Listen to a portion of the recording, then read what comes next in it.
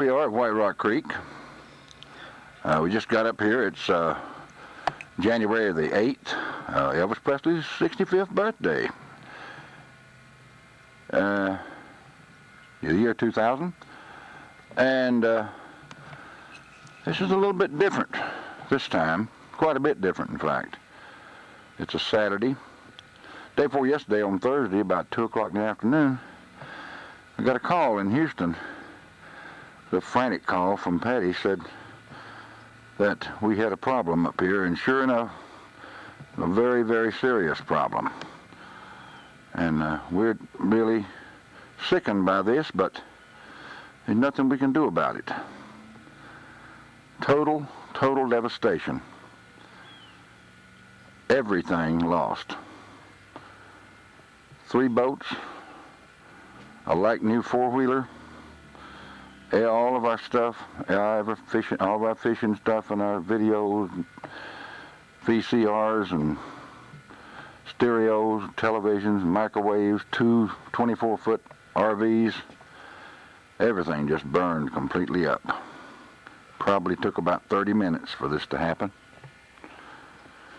And this is the first time Dexter and Sue have seen it. I came up here, got up here about 4:30 Thursday afternoon, and I saw it when it was still smoldering, which it still is a little bit. And they have not seen it. They're just in shock, and I know it is a shocking thing to see. We spent 7 years, 2 families spent 7 years building up this thing and hauling in equipment, and we had all kinds of tools and lawnmowers and everything that you need to keep a place. And I just wanted to shoot a video. We don't know what the future holds, what we're going to do, but we feel like that we're going to get something something going. When this is all cleaned off, we'll come up with something. I'm not sure what we're going to do, but we haven't given it up. We'll never have anything as elaborate as this. We had the most elaborate camp, double camp here. Our place was bigger and better than any. Not the trailers weren't newer or better, but our place was just a wonderful place. We had a lot of fun. We had a lot of memories. Got a lot of memories of the place. And right here is where my little bluefin boat was sitting. They didn't discover this until it was on fire real good, and they couldn't save anything. They knew there was gasoline stored here too. Couldn't save anything. It was fully involved. The wind was blowing from this direction back toward the water. The fire marshal said, and I concur with him, that the fire originated right in the back of our trailer, right in there. That's the point of heat intensity. That's worse right in there. So I turned the camera off for a second. It must have been electrical wiring, because that was the only heat source it could have been back there in that area. Electrical, something in the walls or something. And it spread from there. This is all that's left of the bluefin. It was a good sized 15-foot aluminum boat. Just some little drippings. Just some little aluminum drippings. Nothing left of it. It's just totally gone. It's a terribly hot fire. We had a total structure here. We started out with 31 by 31, and by the time we got through, we had a total structure here of about, I'd say 43 deep going this way, back this way, and wide it was probably about, close to 50 feet wide, 48 to 50 feet wide, including boat sheds and storage buildings. 2 years ago, we bought this brand new 4-wheeler, brand new Yamaha Timberwolf. Got a good deal in it, $4,000. Built a shed to keep it in, and it didn't have that many hours on it. It was just like brand new. Beautiful machine. We had gasoline stored in here. That's one reason the heat was just, when it burned into those gasoline cans, it really got going. And this was our boat shed right here, and that's what's left of Old Yeller. This is the 85 Evinrude that fell off of it when they pulled it out right here.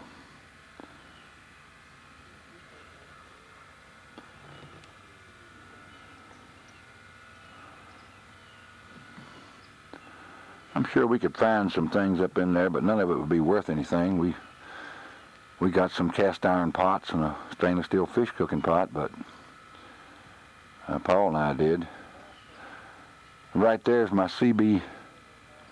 I believe that's my CB base station right there. It was brand new. It had just been tested. It had never been used. I had plans for that too. And Dexter's showing me what happens when heat gets to these little propane bottles. They swell out and I guess they blow at the top, I guess. But we had hauled lots and lots and lots of stuff up here. We've been here 7 years and been in the campground for almost 9 years. We've been here 7 years. And that's a boat right there. Fiberglass 16-foot boat that I bought in, it's a 74 model. I bought it in 76. I've had it for 24 years. Started out in salt water and ended up here with it. I'm going to stop it and walk around the other side. Here's a shot of the front of our boat right here. Old Yellow. It melted down to the deck. And it's just hard to imagine 7 years, all the things, all the utensils and sleeping bags and bedding and clothing and rain gear and rods and reels and tackle boxes and minnow keepers and aerators, and I could go on and on and on that you haul up here, the things. This boat has been in the water about 3 or 4 times. It's a brand spanking new bass boat. It's just sickening. Paul and Diane's boat, and it was up in that shed right up in there, and I guess the fire department pulled these boats out. It's totally destroyed, and it's just brand spanking new. Cost right at $12,000. Real nice new rig. They finally got them a brand new boat, and it's the only thing here that was insured.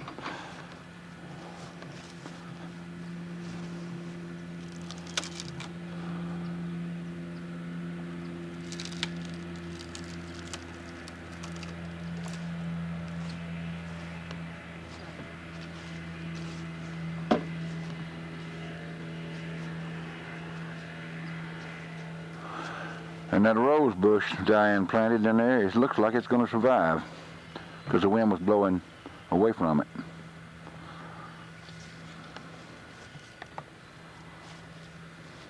Hand grenade. Oh, Dexter found his hand grenade. He said he's going to get that. It's a real one made out of iron, so I knew it wouldn't melt. And this was one of the last things we built. Was Paul and I built this boat shed for his boat. We built it for that red boat out there, and then they bought this new one. Then they came up here and poured all this cement. We had a beautiful place. It was all lit up under here, all these Christmas lights, and lots of painting and trimming and pretty brickwork down here that Paul did. I mean, it just was really coming along. He cut this hole in this wall here and put a door to walking out into his boat shed. And he just worked on that trailer and fixed it up so good.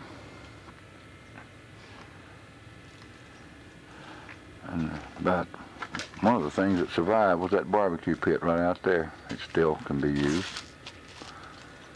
Well, that was the one he was so proud of. Oh, yeah, that other one, too, that he had for many years, it survived, too. And that black boat, the motors messed up on it, but it didn't get, it was outside, it was sitting out there. And the red boat, which he has already sold, and the guy hadn't paid for it, it's out there. It's a good boat. And it's the key to it burned up in here. You'll have to hotwire it if you use it. But this is just really a down time for us, and we just have to tell ourselves that could have been worse. Somebody could have been in there. We're all still up and going. There's nobody hurt, except hurt in the heart, of course. And we know by experience you can get over that. Can recover that. Material things. take a while.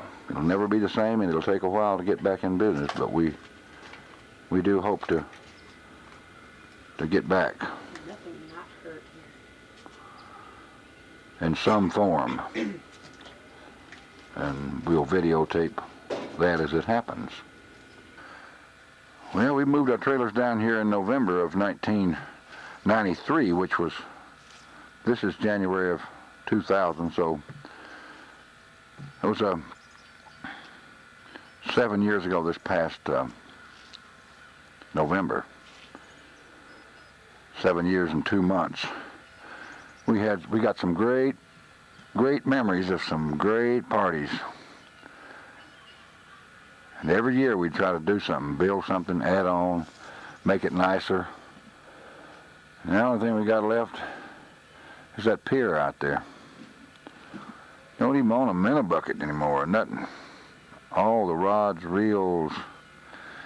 But we do have 7 years of some real good memories and lots of good fishing and barbecuing and music.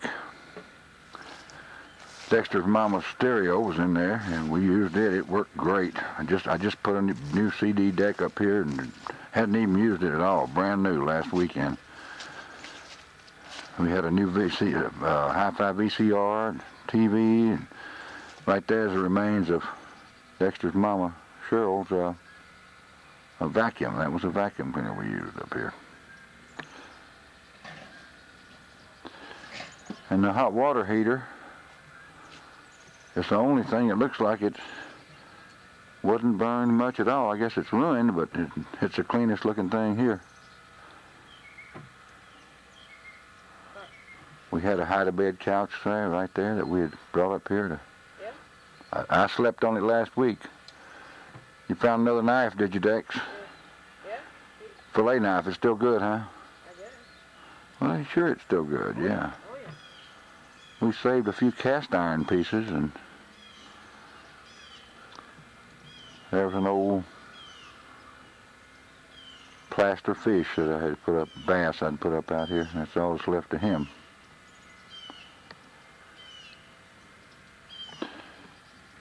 We had 2 doors on this end, a nice little porch, 12 by 24 room down the middle. Trailers on each side. Enclosure on the other end with glass looking out on the water. Huge porch. 31, no, actually it was about 40 feet across, about 12 feet deep porch on the other end. I know I sound a little subdued on this tape, but I can't be myself. I can't sound normal. And I'm sure this will come out sounding kind of tired, because this makes you tired. It wears you out. Think about all the sweat and work and coming up here in the summer when fishing wasn't good, and just hammering and nailing and sweating and working and just feeling good about what you done. But we had fun building it too. We'd make a party out of building stuff. We were so proud when we built that boat shed there. Most of it, 2/3 of it, was from scraps material from across the street. We'd salvage something and get something free and get some old scraps, and boy, we'd come up here and make something out of it. And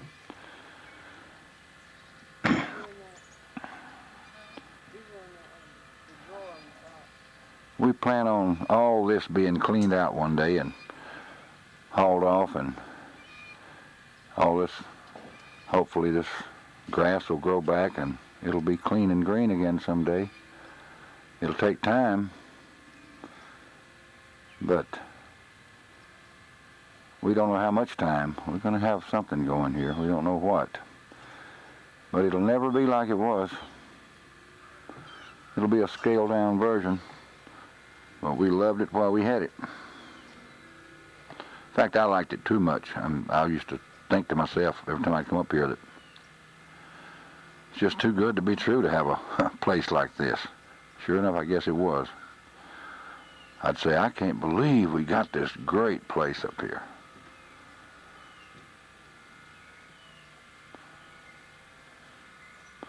And no, I've talked to people that's been here for many, many years, and they said they've never known of a trailer burning in this park. never. And it's been full for, it's been here for 45 years or so, I guess, this park has. We've had floods. We've been flooded 2 or 3 times, but never known of a trailer burning in here. And the one that burned was the one that had the most stuff and the biggest, most work put into it. Most of these people put these trailers in here. Now that person there added on, built a room and a shed and all, but most of these people won't do that. They'll bring a little portable building like Larry's got there up and set it where you can put it on a trailer and haul it home if we have to get out of here. And their trailers are where you can hook on and get them out of here. There's just not much but a trailer and maybe a little deck and a picnic table. That's all. I mean, most of these people are portable up here. People across the street, they're building. But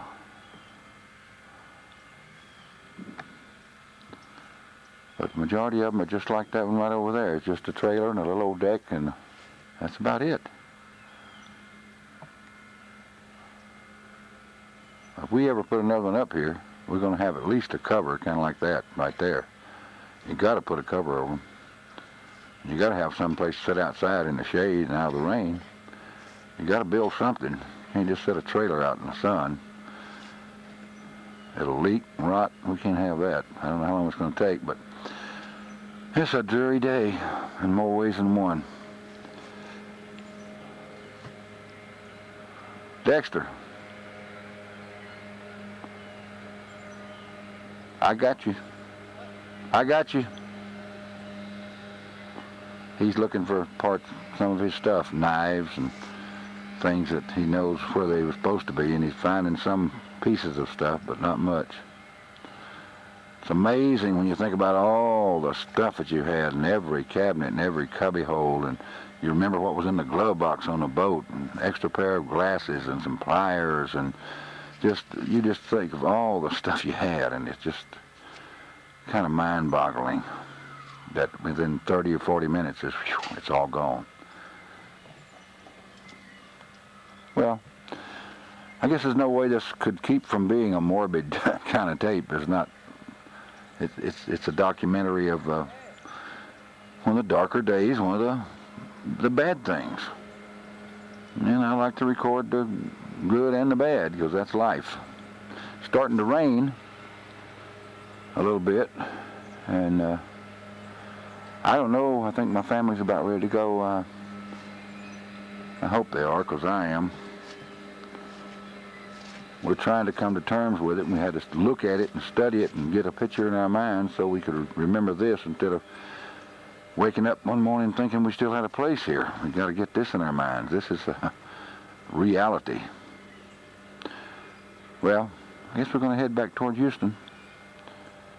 We'll come back up next week and start negotiating